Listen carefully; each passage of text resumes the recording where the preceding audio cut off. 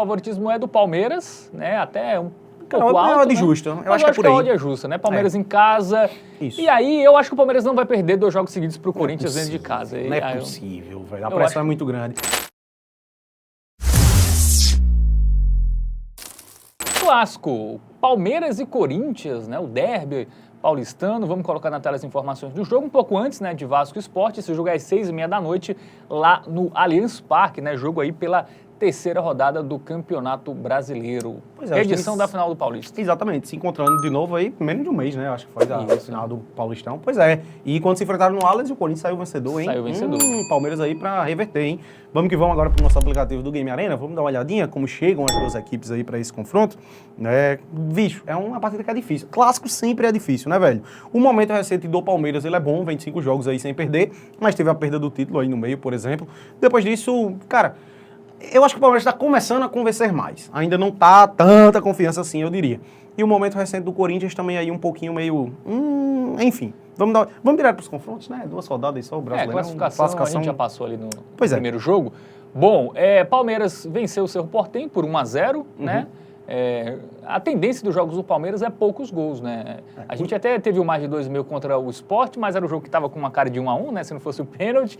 E aí o que destoou foi o jogo contra o Sport Cristal, 3-2, mas pegou um time ali que tem uma defesa mais frágil, aí o Palmeiras conseguiu fazer 3 gols. Mas 0-0 com o Botafogo, 0-0 com o Corinthians, a ida havia sido 1-0 pro Corinthians. Na semifinal, venceu o São Paulo por 1-0, né? Então jogos aí com poucos gols, a tendência dos jogos do Palmeiras. O ataque não faz tantos gols, né?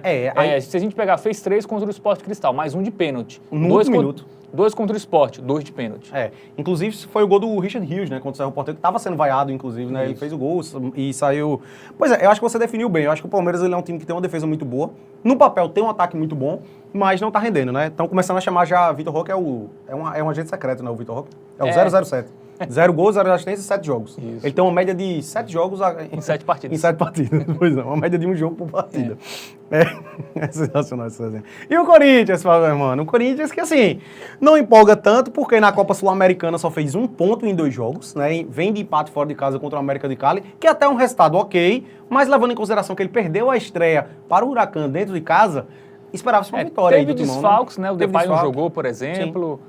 Poupou alguns jogadores importantes, né, no time titular, então acabou sendo até satisfatório, tá, esse empatezinho. É o que eu disse, o empate eu acho que era o que o Corinthians ali na planejada, digamos assim, tinha em mente, mas o problema é que perdeu em casa no Huracan na primeira, exatamente. Né? E contra o Vasco, dá pra gente relativizar muito, porque, meu irmão, foi uma partida horripilante do Vasco. Vasco reserva. E foi, bem dizer, reserva, né, misto ali, mas mais pra reserva do que misto até, né.